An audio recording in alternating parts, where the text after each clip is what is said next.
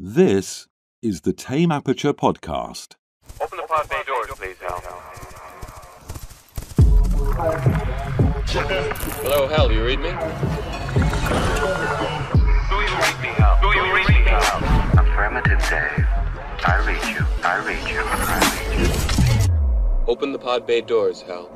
Come on down and chop some of this shit. You'll always have backup. Sorry, Dave. I'm afraid I can't do that.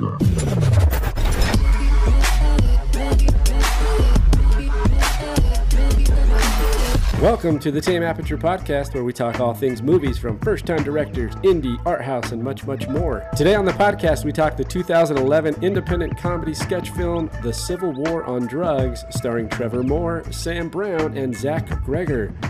Comedy troupe The Whitest Kids U Know present The Civil War on Drugs, a movie that follows two young men who mistakenly believe the Civil War is being waged over the legalization of marijuana.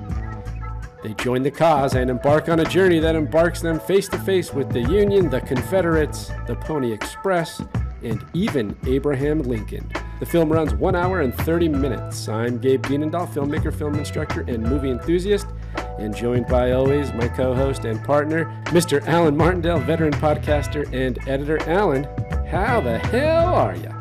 Dude, I'm so good. We're doing Whitest Kids You Know. This is, I think these guys are the funniest sketch comedy that I've ever seen.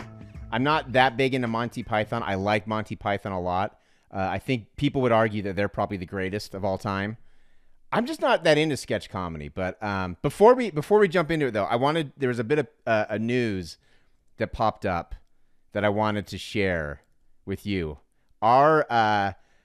One of our, and I hope I'm not overstepping my bounds here, but one of our favorite discoveries on this podcast, we do a lot of, we do a lot of first-time directors, and we do a lot of, we reach out there, we step out of our comfort zone to find new filmmakers, and you brought to the table Yorgos Lanthimos, yes, from Greece, director of Killing of a Sacred Deer, which we covered, Dogtooth, which we covered, The Lobster, which we have not covered, but it's a great film.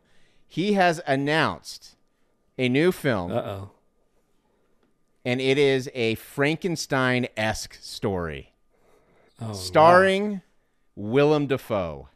Oh, It wow. could not be more perfect.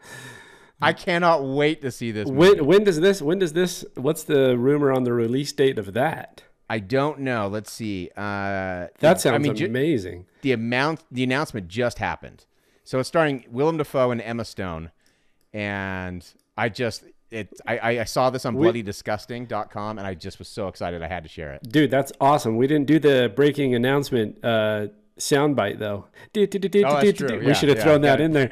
Alan coming in with some hard-hitting breaking news on Yorgos Lanthimos, which we've, as you mentioned, we've discovered and kind of in mostly everything I've seen of his, I've enjoyed. He's fucking twisted, man. I love it. I just Killing of a Sacred Deer, because you suggested it, and I'd heard of it, but I've never seen it, and I just remember watching that and just loving every twisted second of that weird movie. Yeah, we both loved that movie. That was a great film. I think we rated that pretty high too. That was I up think there. so too. That was up there in Yeah. the sky. It was up there. Well, that's a far cry from what we're discovering today on the podcast, which is the Whitest Kids You Know. I've never even heard of them, and I'm kind of with you. I like Monty Python, but I'm not a huge sketch guy. Although once again, I always have this appreciation for people who can improvise and sketch things out like that are funny and quick deliveries and things like that. And I love that kind of stuff. So this was new to me. I had never even heard of this troupe and never even heard of the movie either. So, Well, yeah, they used to have a TV show. It started on Fuse, and then I think it went to IFC. I'm not sure if the network changed hands and rebranded or what, but it ran for 5 seasons, and it's consistently the most funny thing. And seriously, this is for me. Like, I'm a fan of The Simpsons, like South Park. Like, for me, this is some of the funniest stuff I've ever seen on television. So I did, after watching the Civil War on Drugs, I did step into a couple of clips on YouTube of their skits from their series. I've only seen a couple of the skits, and both of them were pretty funny. They were both making me laugh. And what I noticed so far in the little bit that I've seen of theirs is that they actually make me to a degree uncomfortable. But in a good, not in a bad way, just like a little, they stretch that comfort level for me, and then they bring it back around and make it okay. If that makes sense. It's great. What ones did you watch? Do you remember? I watched, there was a time machine travel one with a farmer. They go. Oh, that one's pretty good. That one's kind of. And I just, whatever was pulling up. And then the other one I watched was the one where Trevor is imitating Morgan Spurlock, and it's he's doing a whiskey diet for 30 days. Oh, yeah, that's good. That was pretty funny. That was great. Go watch. Everyone should go watch Sniper Business. That one's great. Or that Abe Lincoln. There's and Zach Kreger, one of the directors and writers, obviously. He always plays Abe Lincoln, and anytime Abe Lincoln's in a sketch, he plays it. And his performance of Abe Lincoln at the end of this movie is goddamn hilarious. It's just so great. Yeah. So we'll get into it, but go check them out because they're really good. This movie actually aired. It was chopped up originally and inserted into the show. So in their 5th and final season, they put this in. It would cap off each episode, and I think they chopped it into 10 parts, and it actually played pretty well. There were cliffhangers, and it played pretty well. But now that they're trying to raise trying to raise money to make an animated movie for the Whitest Kids You Know. And so this, as part of that, they've released this on Amazon and are trying to raise money. And it's called Mars, the new one. It's going to be fantastic, obviously.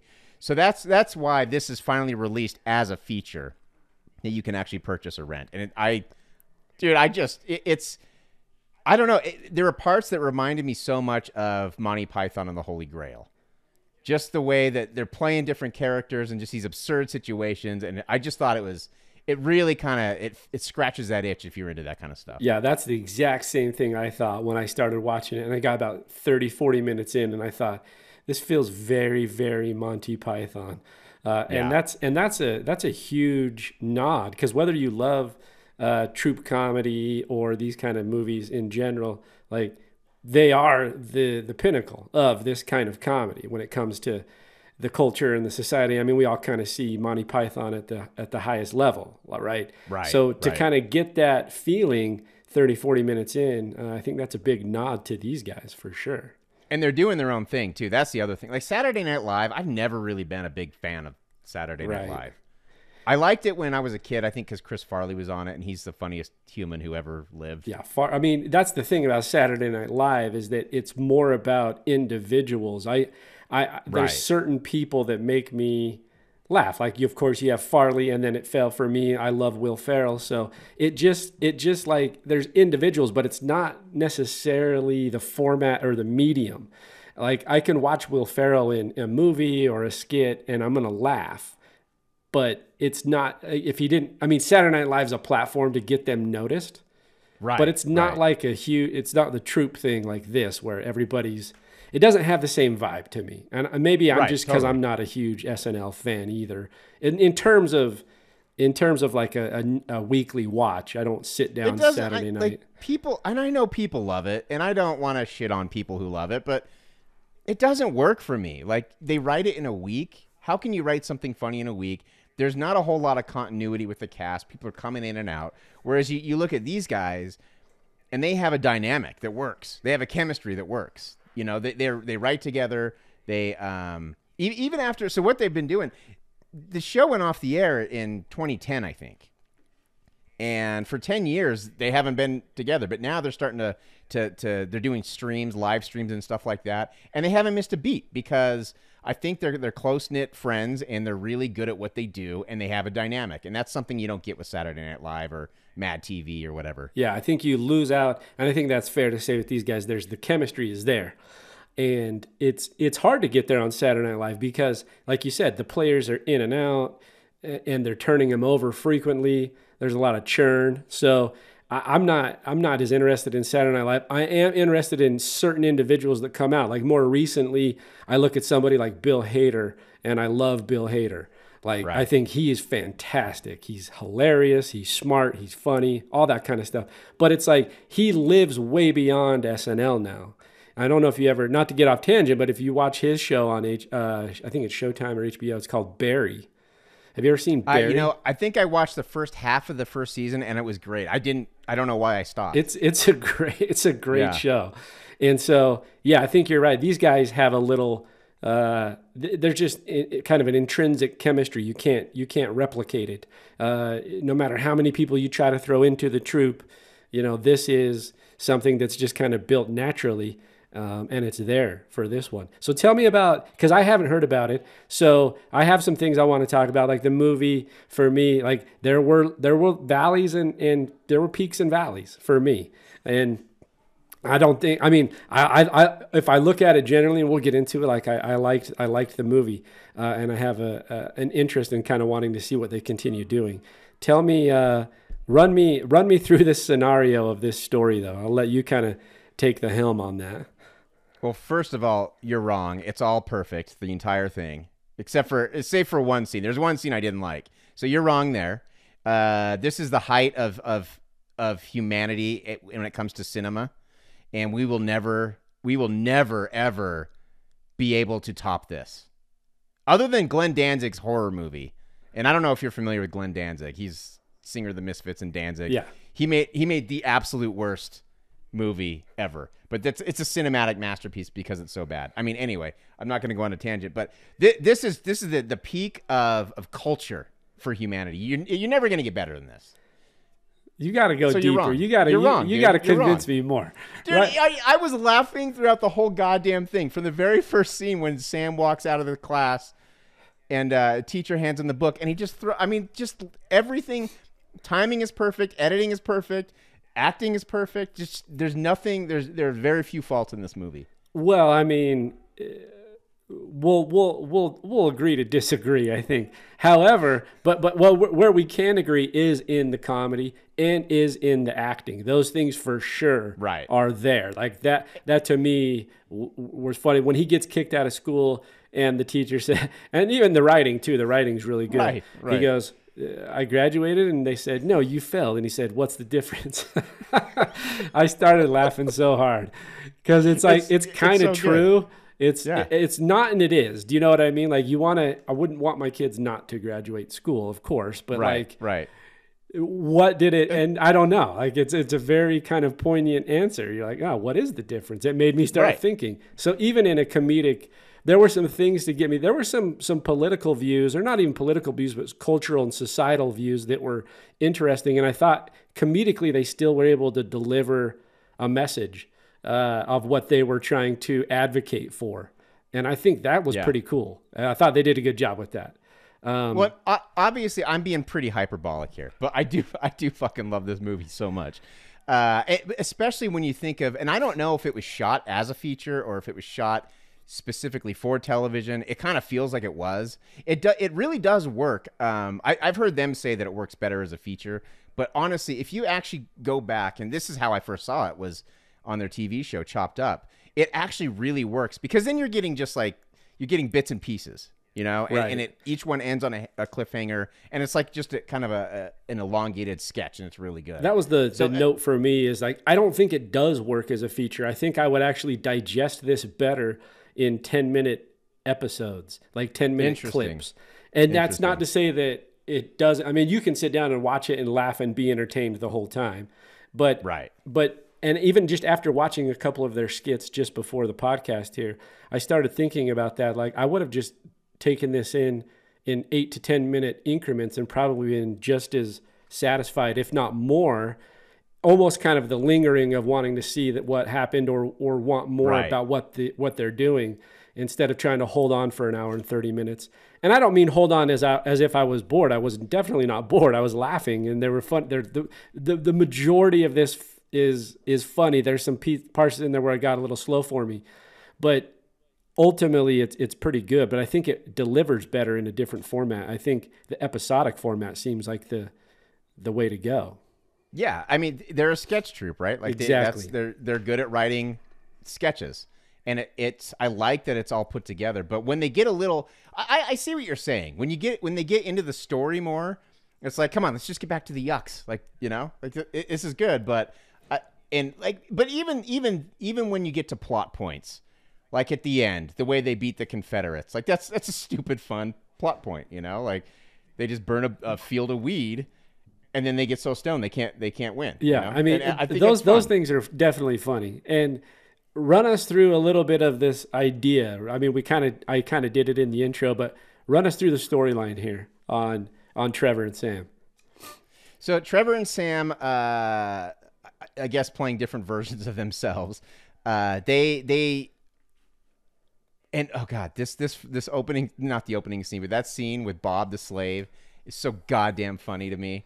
They are introduced to marijuana from Bob the slave. He's a slave from Jamaica, and his introduction when he's just hoeing the field and he's singing that, "Oh, fuck white people." Like, the funniest, like, to me, every time I've been singing that song straight ever since this came out on Amazon, and Jess is getting so sick of it, I think. But to me, it's just so funny because, like, I'm going to try and avoid. You remember when we did Caddyshack and it ended up being, like, we were just quoting the movie the whole time? I'm going to try really hard to avoid that because I know this movie by heart. But they mistakenly think that marijuana is illegal, and because you just got to watch it. I don't want to get into the whole thing. It's actually done really well. It's a little convoluted, but it's done well. I won't get into it. Bob introduces them to weed. They get ripped. The South secedes from the Union, and the Civil War begins at the same time. So Yes. as they're getting introduced to marijuana, the South secedes and the Civil War begins, and then they go on a journey, or the concept is that they want to go on a journey because they are mistakenly thinking that marijuana, that weed is legal, and they want to legalize it. And so they try to form a rally group, and lo and behold, the rally group is they say meet behind. I can't remember where they say, but they say that meet big ass somewhere. the field behind that big ass rock quarry. Yes, which ends up being historically the Battle of Bull Run, and which is a huge, of course, Civil War battle. So they think they're responsible for this, the beginning of this battle between two sides about legalizing weed. And that part, I will say, the first time that they smoke weed, this sums up weed so perfectly for anyone who's ever partaked in the devil's lettuce, which I haven't, of course. It's never, that's not my thing. Never. But that part where they're sitting there and it's really quiet, and then Sam goes, "Wait, am I not being cool right now?" Yeah. That was funny. It sums up why I hate. And then Trevor responds, "Wait, am I not being cool? Am I not being cool?" That is funny. It is to me that sums up exactly why I hate weed so bad, because you get that feeling. It's just you're so paranoid. And then that part where they're sending out the telegram, and they don't know how to send a telegram, so they're just beeping the thing. And then Timmy comes in the next morning. He's the guy who reads the telegrams. He goes, and he looks at a telegram has come in the night, and he goes, "Oh my God!" He reads it. The telegram machine is broken. It's broken.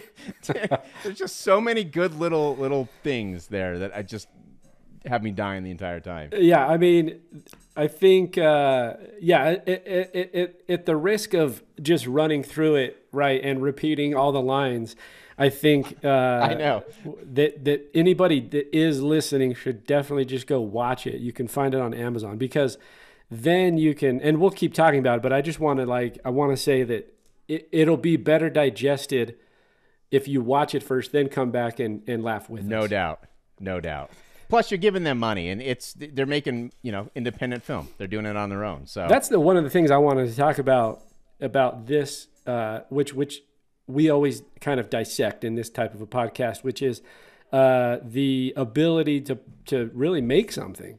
I know that sounds real simple, but the idea that you were able to produce something and get it out there and get it seen, and it looks like they were distributed, at least their show, the Whitest Kids U Know, was IFC, which is a pretty big network. Yep. Yeah. what I find interesting, and I'm curious to get your answer to this, is I go on IFC and I can't find anything now. You mean the actual network? If I go to IFC, I can't find anything on the Whitest Kids You Know. Oh, really? Well, okay. So here's the thing. They had a thing written in their contract that after a certain amount of time, all of the sketches that they shot and produced become their property. Okay. So now it's final, and I think the timing. This might be why they're able to do this now. What they're doing now is they are. If you go to their YouTube channel, and I think it's official WKUK is the name of the YouTube channel. They're actually putting up the sketches and they're doing commentary on the sketches. And they can do that now because now they have sole ownership of it. Right, they own that. That's okay. My guess is that's probably why IFC doesn't have them up there. Yeah, I was just curious about that because I wondered if there was a battle between them or kind of a falling out. But it sounds like they just own the rights to the property, and then it ran for a certain amount of time, and now it's not distributed there anymore. Yeah, which is it's too bad because I'm not even sure if the DVDs are out of print or not, because I know that was all handled by IFC. But like the Civil War on Drugs, you could not get this before they released it themselves on Amazon. Right.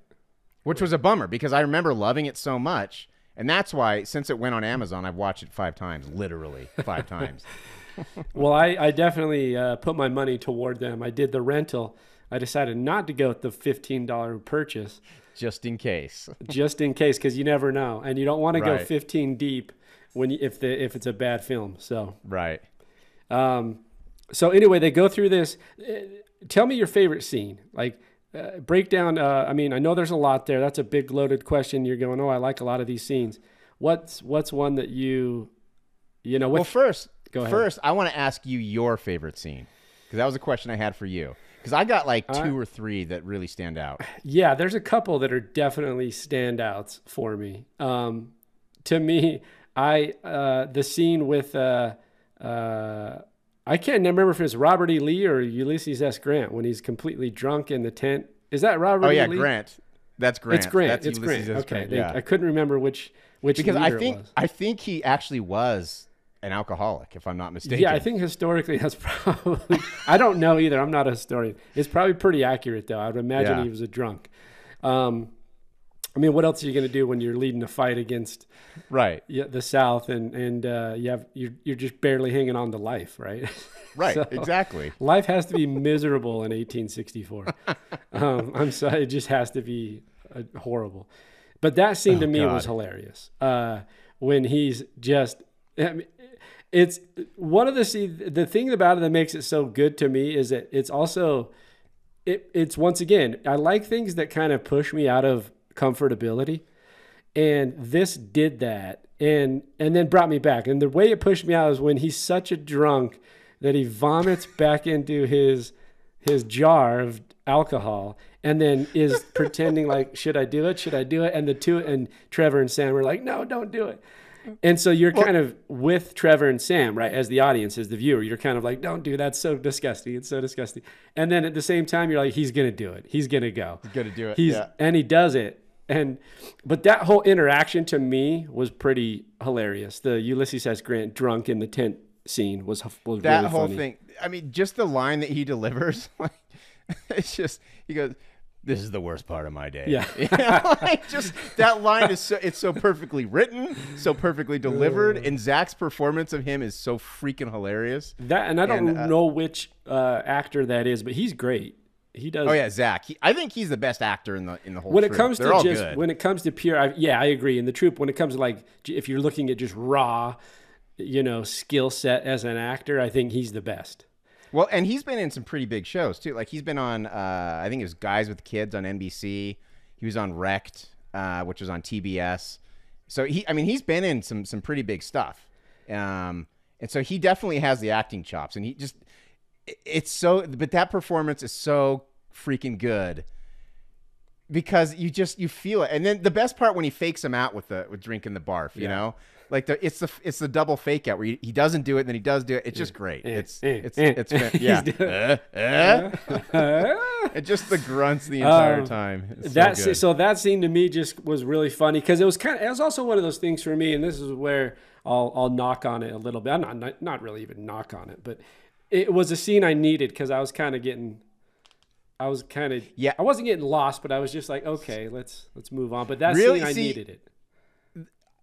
Man, I can't follow you on that one because one of my other favorite scenes is the scene right before it with the peyote. Well, the whole thing with the Indians is hilarious. Yeah, how they're basically it didn't dude, how they're frat boys. To me that's so great. Track it's hilarious with me as well. I don't know, but the peyote scene is to me that is like pure comedy gold. Nothing gets funnier than that peyote scene. Oh, like I don't when know they're about sitting that, there and he's like, "Why is all this water just sitting on the ground?" It's just so good, man. And they're in the tea room. It's great. I mean, it's just fantastic. Yeah, I'm gonna take another direction on that one. You didn't like it? Nah, not really. It didn't land for me. Oh man. And that's all. I mean, it is what it is. It didn't land. The other one that did land for me, and see, I like ones that are like the other scene I did enjoy was the Pony Express because that is the one scene I did not like. The reason I like it is because it's so dumb and out there and unexpected, and this is what I expect from this kind of movie. I expect things to be so far out that I don't even see him coming, and so when the horses. The idea that they're seeing these majestic horses that are obviously costumes, they're not real horses, and intentionally so, but they're acting as though they're real, and then they come up and it's revealed that it's this Pony Express troupe that then gets killed by the Indians. To me, that scene was funny because it was so far different from everything that had been built up so far, and I like that. In this kind of a movie, I want to be fooled. I want to be tricked. I want to be deviated from the path that I'm thinking it's going. Well, I like that they teased it too. They see the weird horse a couple times before it actually appears, and I like that. I just didn't like. I don't know what is making them so flamboyantly homosexual. Like I don't understand the point of that. You know what I mean? I just think they're jumping into a musical vibe. And so I guess the inclination is to think I guess that makes sense. That kind of falls in line. I guess that makes sense. Yeah. To me, that was the only scene in the whole movie that I was like, I could do without that one. Well, then we have differing views. This is good. It is good, man. You're wrong. I'm right. That's okay. I feel the same way. We're fine. That's okay. Let's chalk it up to the audience and have them go watch it and see who's right and wrong. Exactly. Yeah. No, but I know. Here's a question though. Like, we'll take it take it on a serious note in the sense of this. Here's the thing: does the comedy, and I'm not trying to get overly PC here, does this comedy land in 2021? Generally speaking. Like, is there going to be, for me, I'm not personally, but is there a cancel culture out there for this movie? I don't think so. It doesn't push those boundaries? I don't think the movie does. I think there are some of their sketches that do, and they've even admitted that some of these things didn't age very well. Right. Even the name that they have, the Whitest Kids You Know, they've admitted, like, that's probably, not the best name in the world, but it's too late to change it now. They've been going on for 20 years or whatever with it. But I don't think so. I don't think it's, to me, that was as close as it got with the Pony Express thing. You don't think? I think the rest of it, those cancel cultural troops are coming out for the Indian scene with the peyote? No, I think the whole cancel culture thing is overblown. Yeah, I do too. I'm not, but I'm bringing it up because I think it culturally fits into what we talk about. You know what I mean? I think people who complain about it, I think, are overblowing it, because I do think there are some instances where it's like, come on, you're going too far. But I think for the most part, it's like, dude, just don't be a dick, Yeah, I agree. I don't think this movie does that. I was just curious if because we live in such a sensitive environment as a society, I'm wondering if it ages for for this environment that people want to live in, you know? I think it's a little. I mean, a little iffy maybe at times, but I don't think so. I think overall, again, I think people who are complaining about cancel culture are being way too overly sensitive about it. If that makes sense. I 100% agree. 100%. I think the majority of people who get quote unquote canceled kind of have it coming a little bit. Not all of them, Not maybe, all of them, but though. I think that's the thing, and that's why that's the only reason I bring it up is because, yes, there's of course the evident ones who are, you know, it's obvious, but then there's other ones that it's not. It's not. But see, to me, I haven't seen a whole lot of those that it's like, come on, this is ridiculous. For the majority, it's like, dude, you're being a dick, man. We're just trying to, you know, people are trying to hold you accountable. I don't know. The Aziz Ansari thing was weird. So I didn't hear that one. I don't know what that one was. Well, we won't get into it. But I mean, there's some stuff, stuff, and he's not canceled, but he got the wrath, you know, of the culture. So I just don't know. I think if certain people see this, they're gonna be offended. That's just the way it's gonna be. Here's the thing. Trevor Moore, he's a showrunner for a Disney show on Disney Channel. So and he is not at all. If you watch their streams or watching their sketches, he's not at all toning anything down. So if he feels comfortable being on Disney and that doesn't airing mean this kind of stuff, Disney doesn't mean anything. Yeah, but Disney kind of controls the world, and they've been pretty strict about how people, or at least they like to pretend that they're strict about how their employees are. Well, acting. then maybe Trevor's next because maybe he's next. I'm just saying because they have come down with the hammer pretty heavily. They have. Maybe they're just not aware of his body of work. I mean, admittedly, this is not a well-known show. I mean, I'm not saying it's not known, but in the scope of or the spectrum of notoriety, it's not huge. Oh, right, totally. So maybe they just don't know the body of work. I'm with you. I'm just bringing it up only because we live in this weird world where people get overly offended, usually by things that are not really that offensive, or you're taking too much sensitivity to something, you know. But and here's kind of where my point lies, and I guess we are talking a little bit about the culture and straying away from the movie a little bit, but to me, this film is not just blatantly like racist or offensive. No. To me, it comes back like you can be edgy and funny, like this idea, like Adam Carolla. Like his whole idea where you can't be edgy and funny. No, you just can't be a racist piece of shit. You know, like there's a big difference. Yeah. And he's kind of a racist piece of shit. But whereas these guys, you can have edgy comedy and it still be funny and it still not be overtly offensive. Right. If that makes sense. No, I agree. It's an interesting topic because I think that it's a discussion that's not had, and I think it should be. And so agreed. I when I watch stuff like this, I'm with you. I kind of categorize myself in that frame. I'm not offended by it, but I can, if I take off my viewpoint, I can probably see where other people might sure. be. But I think they're taking it entirely the wrong direction and the wrong way. I almost think they're kind of commenting on it a little bit, whether it's intentional or not. Like the part where they're sitting there talking. I agree wholeheartedly. I mean, I definitely think it's just commentary. Right. But like I said, some people might not take it that way. The part where they're talking to Bob, and Bob's, talking about how he's put in chains and he's brought here and his kids don't have a dad. And then Trevor's like, yeah, my dad's always trying to make me be a fancy gentleman. We're pretty much in the same boat. Yeah. Like that kind of sums up everything if you think about it. Yeah, exactly. That's the idea. Yeah. The idea that we have it just as bad. Exactly. Mindset of that, right? Right. It's to me that's funny. Yeah. No, it's interesting. It's always interesting to look back on any comedy because not all comedies do age well. Not saying this one, but I think just in general, when you look at something, they may not have that longevity when it comes to the world we live in now. So I find that interesting. So, and that brings up, I haven't seen this movie in a very long time, so I don't know. But what do you think about a movie like Blazing Saddles?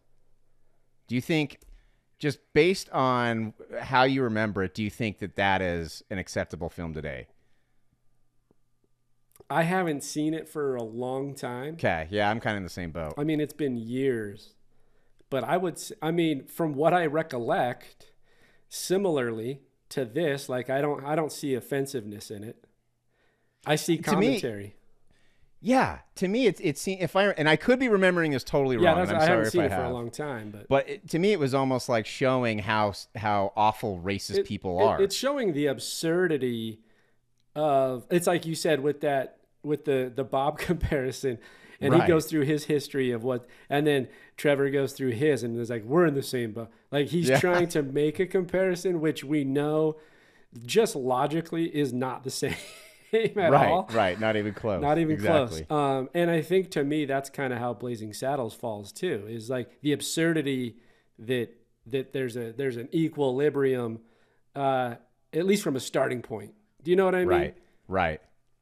It's I think it ages well, but I could be way off. I know I'm gonna have to go back and watch it again to see. But that's a good question, and also like a good comparison, like something I'm interested in looking at and going, hey, yeah, does that age? I don't know. Yeah, it's a good question. I mean, and this is stuff I'm actually surprised we haven't had more of this kind of discussion on this show. Well, we're trying to. That's what I'm trying to dig into. I want to dig into this a little more because I know that we don't agree on everything and we have different views on things, and then we have a lot of things we do agree on. So it's kind of interesting to see where you fall and where I fall. But I do fall with you in this. I think it's commentary.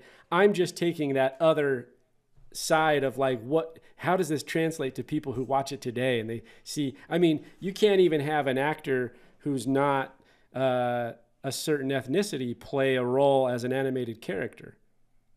Like you look at look at The Simpsons for an example. Right.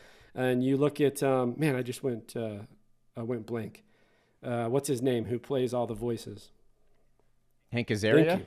You look at Hank Azaria, and he's not playing Apu anymore because you know what? Like I'm a huge Simpsons fan, but I check out after the 10th season, so I don't know. Is he really not playing Apu anymore? He's not playing him anymore because there was so much talk around him not being Eastern Indian, or Indian, that he's not playing that character anymore. He's not. I heard that I know someone wrote like I don't know, an essay or something kind of calling out The Simpsons, and then I heard he wasn't going to play it, but then he was again, and I just never, I don't watch that show anymore because the quality's dropped so much in the last 15 years. But after season 10, you're done on Simpsons? I'm done. It's not good, man. It's almost embarrassing. Like I feel embarrassed to like it at that point. The longevity of the show is pretty remarkable, though. That's what I like. I enjoy that, and to me, that's pretty cool. Yeah. But you're more of a Simpsons aficionado than I am, so I just know that's what I mean. Like in this day and age, does it translate in that way? We live in such a tight knit society that people might come, if they see this, they might come out with swinging bats. and here's kind of what I like about these guys is I kind of feel like a lot of people are feeling like they're walking that tightrope. Right. And I understand that. And that's got to be very stressful. I like these guys because to me, I watch their streams. They're not trying to censor themselves. They're not at all even worried about it. It seems like in the least, and I could be wrong, but it feels like that. But they don't have to worry about it because they're not being like, they're edgy and they're, they say swear words and they can be funny, but they're not blatantly. To me, it's refreshing to see someone be like, yeah, you can still be hilarious and funny and dirty and work blue and not be a piece of shit. Yeah. And to me, there's so many people on the other side. They're like, well, you can't be funny. You can't anymore. Exactly. Yeah. You look at, talking about sketch comedy, but you look at something like Chappelle's Show, right? Yeah. And which to me is hilarious. That very first episode with the black white supremacist. Yes. Clayton Bigsby. Still one of the funniest things I've ever seen. But then there were ideas that Chappelle had left because it was going a direction he didn't want it to go. Mm-hmm. And so I don't know. It is a tightrope, but I think they balance it well. I do too. And I agree with you. I just wanted to bring it up because I think that it's interesting in this day and age that it even has to be a thing in a sense where people can't distinguish between complete dicks and complete, you know what I mean? You can't distinguish and commentary on horrid historical events. Do you know what I'm saying? Or whatever it might be. There's just no room for nuance anymore. That's the perfect word. I look at that word like nuance or context. There's no context. And it drives me crazy because it's not just the liberals and it's not just the conservatives. It's on both sides. There's just no room for it at all. No room for nuance, no room for context. There's no room for gray. And I know people don't like that, but look, everything's not black and white. There is gray area. That's just the way it works. Right, so, exactly. Yeah, that's a good point. I like that nuance word. So lead us into, tell me your favorite scenes, because I told you my two, one which you liked, one which you didn't. I'm curious to hear what your two favorite are. The peyote scene. Yes. So I'm throwing up a big X there. See, again, this is, if I've never done peyote, but I've never done any sort of illicit substances. I would just want to go out on record and say that. I did live in the Mojave Desert for 5 years, but nothing happened, so it's fine. Nothing happened. Yeah, nothing happened. But I have heard vivid stories about what it's like to be on mushrooms. I actually kind of want to try peyote. I'm not going to lie to you. I would too, actually. I mean, I just don't know if I could handle it. That's what would be scary to me because I think it lasts. So I don't think I could, but I think it lasts for like days too, if I'm not mistaken, that's what scares me. Yeah. But, mushrooms it's a very similar thing where just like the keep breathing thing and the why is this water lying on the ground? Like there's just some funny stuff in there that just really hit for me. So I love that scene. I love the General Grant scene, the Ulysses S. Grant scene. To me, that's a standout scene in the entire movie, I think. Ulysses S. Grant? Yeah. Drunk in the tent. We're 1-1. We got We're 1-1. Yeah. So those are probably my two favorite, but I also like Abe Lincoln at the end. Yeah. When he just berades them and just tells them that they're dumb. It's pretty funny. Two morons fought this whole war because you thought marijuana. And the part where he's like, it's always going to be legal. It's a plant. It's out. It's in nature. It's always going to be legal. Which is another social commentary about why it's even legalized in the first place. Right, exactly. Which is hilarious. Hello. This is the United States of America.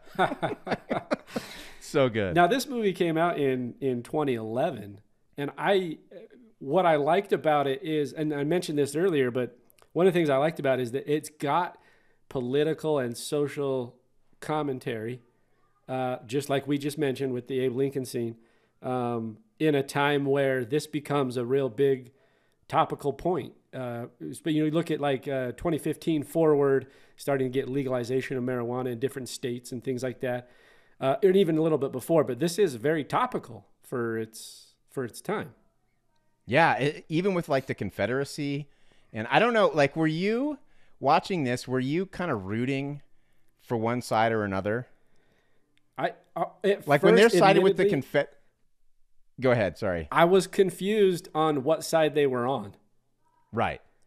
Does that make sense? So I was kind of rooting for them because I like Trevor and Sam and I thought they were funny. And by the way, I just want to side note Trevor. He's got the captivating look. The guy that I can watch. So I think who plays Abe Lincoln again? Zach. I think Zach, in terms of acting skills, has got the chops. Mm-hmm. But I think Trevor, in terms of camera magnetism, wins. Totally. Do you know what I mean by that? Yeah. Like I can watch him. We've talked about this before. Some people have a magnetism on screen, some don't. I'm one who doesn't. I can't stand in front of a camera and people are intrigued to look at me. It has nothing to do with looks or anything. It's just how they are. Whatever that thing is. It's the aura, as silly as it sounds. And he has that. So I wanted to side note that because I think that he's great to just kind of watch, and he's kind of fun he's kind of hypnotic. I know that sounds a little bit weird, but it's true. Like he's a little bit hypnotic in when he's on screen. I want to watch him because he's doing something silly or funny or whatever it is. And also we didn't even talk about Darren, who plays Doug. Yeah. Darren's fantastic in this. Like when he's the slave owner and he's yelling at Bob. That scene That's is funny, man. Again, it just kind of shows. And the best part, how he ends, he's yelling at Bob, and then he says to the boys, "See you in church." Yeah. You know, like it's so good. But I love Doug, man. Doug's great. Yeah. The acting's all good. All good. I forgot where I was going. I had a side note on Trevor, and now I forgot. I had a little Trevor infatuation there, and then I derailed you. and then I forgot where I was going. Now I can't remember. Nonetheless, what I was saying is that I wasn't sure what side they were on. So you had asked the question, what side were you kind of rooting for? And it's like, I mean, historically, we know who we're rooting for. At least I do. Right. I'm pretty sure you do too. I would hope so. I would hope we're on the same page. Historically, we're on the same page with the North, but I didn't really know what side they were on, because I thought they joined like C Company. I thought it was for the Confederate Army, and then I thought it was the Union. It was. Yeah. Okay. Yeah. So it was, and then so they were like back and forth. So I was just kind of rooting for them, I guess. So the majority of the movie, they're actually with the Confederates, right? Because they're from Virginia, and I remember the first time I watched this, and it was chopped up. Every week, I'm like, dude, they can't be Confederates. This is bullshit. Yeah. You know, I was like, I don't want to, I like these guys. I don't want them to be fighting for slavery unwittingly. And so, like, it comes down to that last scene with Lincoln. And he's like, wait, did we win the war for slavery or against slavery? Oh, yeah. You know, and just the relief after they realized they won it for the North. Like, so I liked it. I was super excited when they changed sides. Yeah. Even though they were about to get killed, they still made the right choice. Bunch of idiots. They're on a pilgrimage to legalize weed. That's basically what the movie's about.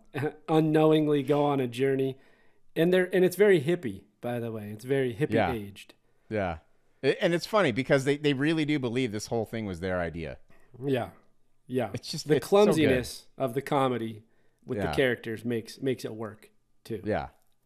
And then again, I won't keep harping on that Lincoln scene, but the fact that he calls him out on it at the end in such a blatant, like, duh, you dumb fuck attitude is so, I wasn't expecting it. So that's why I think why it's so funny, because just out of the blue, he just berates him for what we've been thinking the whole time. It's great. Now, so as you get to the end of it, during their pilgrimage, they had a friend, I forget his name, the ghost guy at the end. What's his name? Doug, yeah. That's Doug, yeah. Doug, you're right. What did you think of the ending of it? That went on too long, man. Way too long. Way too long, yeah. Way too long. Doug died in one of their battles, and then reappears as a ghost later after they've freed the slaves and returned to their home. Heroes, basically. He's still cutting a rug even in the afterlife. Still cutting a rug. Doug cutting a rug. So I was looking on this here, Alan. I can't find any Google reviews on this movie. Okay. I had a feeling we were going to have that problem. So I have looked up some on Amazon. Oh, good. So people have been rating it like crazy. The lowest rating, what would you guess the lowest rating is? Okay, so we don't have Google, and I don't think we have Rotten Tomatoes either. So we just have Amazon. So the lowest rating on Amazon. Out of 5 stars. Out of 5 stars. Here's the deal. The people who buy and rent this movie. Exactly. They know about it. They know about it, or they watch it and they watch the trailer and they go, this is up my alley. So I'd say like a 4 is the lowest. 3.5, 4. 3. Yeah. 3. Okay. But let me read you my favorite 3-star review. It's absolutely perfect in every way. Wouldn't change a thing. 3 out of 5 stars. Okay, it's perfect, but it's not. Okay. Right? Like, yeah. That's one of the better ones. I like that one, yeah.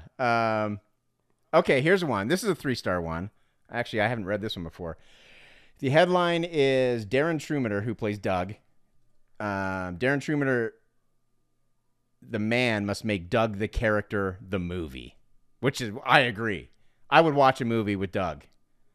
as the main character. I would love that. True. And he says the Pony Express bit should have been left out. I mean, it makes sense. It probably seemed clever on paper, but it just doesn't make sense in the movie. The song sucks and only took 5 seconds to write. The song does suck, and that's why I liked it. If the song was like exceptionally good, it couldn't. Yeah, exactly. That's the point, right? But I think that's why I like it. So yeah, I disagree with I like that the user. song. It's an unfunny diversion. It loudly stops the momentum of the movie and makes the Whitest Kids look like a bunch of dorks. Doug was easily the best part of the movie. Notable scene when his real scream turns into a fake scream at the campfire because he's a flim-flam man and a casual sociopath. What? Doug feels like a character from Blood Meridian. He should totally get a prequel. You could even call it Doug Meridian. 5 preemptive stars for that movie. That was a 3-star review. That was great. I wonder if they wrote that review themselves. Seriously, it kind of feels like it, huh? He's a flim-flam man and a casual sociopath. What in the hell? That's funny. There's no 5s in there, though. Is there any 5-star? Oh, there's tons of 5s. Okay. They're like, let's see. Yeah, all the fans. Exactly. Because I think anyone who's going to buy this movie, Right. They already know about it, and they're fans of them. So here's the deal. It breaks down like this. 5-star reviews, 96% of the reviews are 5-star reviews. Damn. 3% are 4-star, and 2% are 3-star. But So those were kind of my favorite ones. And there's how many total reviews, roughly? There are 292. So it's got a good Yeah. handful. Nice. Yeah. This is a 4-star review. I don't know why it's 4. This movie changed my life. It might be the greatest film I've ever seen. Watching it is one of the most memorable moments in my life. Oh, my God. As close to an opiate high as you can get from comedy, says Christopher Elim. Very funny for the most part. Yeah, so they're all good reviews. So it's fair to say that we don't even need to get your review because we already know what it's going to be. It's great, man. Like, this movie's so good. I'm curious, though, where your it rating 5 comes in times. because on the scale, I'm curious where you're going to land. Well, dude, okay, first of all, they released this in, I think, February on Amazon. I want to say, like, early February is my guess. I've watched it 5 times, man. I love this goddamn movie. It's so, like, all I do all day long is walk around and quote the Civil War on drugs. When is God going to tell white people to suck it? But my rating, it's high, obviously. Nothing is going to get to Chainsaw High. Like, I think I gave that a 9. So I can't get there. The Pony Express scene, that docked it down a little bit. The ending scene docked it down a little bit. But overall, man, this is so good. I'm going 8.4 bottles of whiskey. Ooh, 8.4. Coming in 8.4. Because talk about rewatchability. Man, I could watch this constantly. So where does it land? Okay, so on the rewatchability scale for you, this is every month? Yeah, probably. I will say, though, part of the reason why I've rewatched it 5 times is because we had to reschedule this podcast a couple times. True. So that's that. But I was not at all bummed to have to rewatch it. You're like, damn it, I got to watch that movie again? Yeah. It wasn't like The Lovely. There have been movies when we've had to reschedule before when I'm like, God damn it. Like The Dead Don't Die. If we would have had to reschedule that, I don't think I would have rewatched it again. Well, here, let me build into my rating based off of that right there. I agree with you, by the way. The Dead Don't Die. We both weren't overly enthusiastic about that movie, especially with the cast, like we talked about. Right. This movie, better. I'd be curious to know what I rated The Dead Don't Die. Do you have that rating? Yep, you gave it 5.6 smart cars. Okay, so this is definitely well above The Dead Don't Die. Okay, good. I enjoyed this movie. I thought it was funny. I once again, I think for me, the only knock that I really have, and by the way, the Pony Express scene ups it points for me. Yay for the Pony Express scene. Just because I'm a contrarian and nobody likes it, I like it more, even more. When people say they don't like it, I'm like, oh, I like it even more then. yeah, it's gonna keep the rating sky high. I like the Monty Python-esque. That's probably that why scene, I liked it, because it felt very homage-y. Yeah, like it felt like that's the coconut. When they're galloping with the coconuts, you know. Yeah, that's a good way to sum it up for me. based on what you said, which is, it had a very Monty Python vibe to it. So I liked it. I think these guys, the takeaway for me is acting phenomenal, funny, captivating, silly. They nail it. The acting's great. The writing is good, and I mean good as in the solid, sturdy writing. It's not great, but it's solid, sturdy writing. I have all sorts of forgiveness for the video quality, the way it was filmed cinematography wise. None of that even played an impact in how I viewed the movie. I mean, it was shot for TV, right? So, and just like the way it was put together and the camera positioning and everything, the blocking, like none of that played a role in my decision of how I liked it or not. I just you knew what you were getting into, so you just have that expectation. And you didn't expect frickin', Chavo to be DPing this thing. So yeah, exactly. Long story short, we have Sam and Trevor on their pilgrimage to legalize weed. I'm coming in, Alan, with a 7.4. 7.4 horses.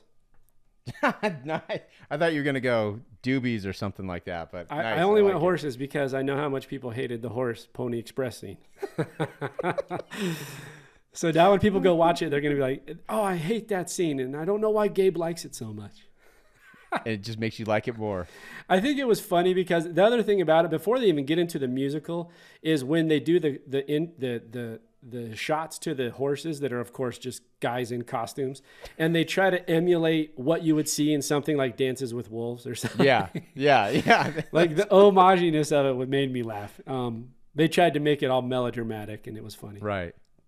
So that's where I come in. I come in at 7.4. That's a solid score. That's a good score. That is a good score. I enjoyed the film. And here's the other thing. I would definitely watch more of their stuff. So that's a part of the grade there too, which is like I'm interested in what they're doing, and so I'd watch more of their stuff. So I'm glad you said that, because that was a question I had before we went. Is, are you going to go now look up their sketches? I've watched a couple already, and I laughed at. Here's the other thing. I laughed at those harder than I did the movie, and I think that only because, once again, I think the movie's funny. I just think that I hate to keep reiterating this, but I think it's hard to stretch it over an hour 30, and it's got a sketchy vibe to it all in all. Right. And so I can digest it in 5-minute parts easier than I can in 1 hour 30 minutes sitting.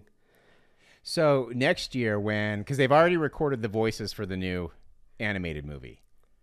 Next year when the movie comes out, and let's just say based solely on Civil War and drugs, are you interested to see the new movie? Yeah. Okay. Yeah, I would definitely. I mean, 7.4 is not low, despite what people think. That's a good rating. That's a solid, really good rating, yeah. You're walking away going, that's a solid movie. Do you know what I mean? Much higher than a lot of the other stuff you've watched too. Like from good filmmakers too. So yes, absolutely. Yeah, I enjoyed the movie. I would suggest the listeners go watch it. I think you'll get a laugh out of it. If you don't, let us know. But I think both Alan and I got a laugh out of it. We know Alan did. He's watched it 5 times. He'll continue to watch it on a monthly basis. Damn right. I'll watch it every year. That's probably my thing. I could watch it every year and still be in it. So. Can I make a couple sketch suggestions? I'll just do 3 that people should go watch. Yeah, go for those. If you wanna get a good idea, the one that's probably their most popular one is Abe Lincoln, in Ford's Theater. It's really good. What was the other one I said? Sniper Business. That one's great too. And then the last one, this one's just bananas. Is Horses Love Stegosauruses. Just it's so good. Oh, I did watch another. I watched 3 because I watched. Those are all. Use those suggestions first. I saw one called Kid Beer. Oh, Kid Beer, yeah. And I thought that was pretty funny. Oh God, I'm fighting every urge to quote the whole entire sketch right now. That one. Go watch Kid Beer. That one that to one's me, great I too. laughed pretty hard, and I haven't seen. Those are the only ones I've seen. So go off Alan's suggestions. Go watch Sniper Business. The Grapist. You got to watch The Grapist. The Grapist. The Grapist. That one. Okay, The Grapist is that's top of the list. Okay, so we got The Grapist, Sniper The Business, Grapist, and Sniper Business. On my suggestion, watch Kid Beer because I thought it was funny. Kid Beer, Abe Lincoln, and Horses Love Stegosauruses. There Rewind that and write them down. All on YouTube. All on YouTube. Yeah. All available on YouTube. And The Civil War on Drugs available on really only Amazon, right? Is that the only place you can get it? Yeah, I think so. So The Civil War on Drugs by the Whitest Kids You Know comedy troupe. Those are Trevor, Sam, Zach, Darren, Timmy. Hell of a movie, funny, fun to watch. And if you're just looking for one of those movies where you just want to have a good laugh, this is definitely it.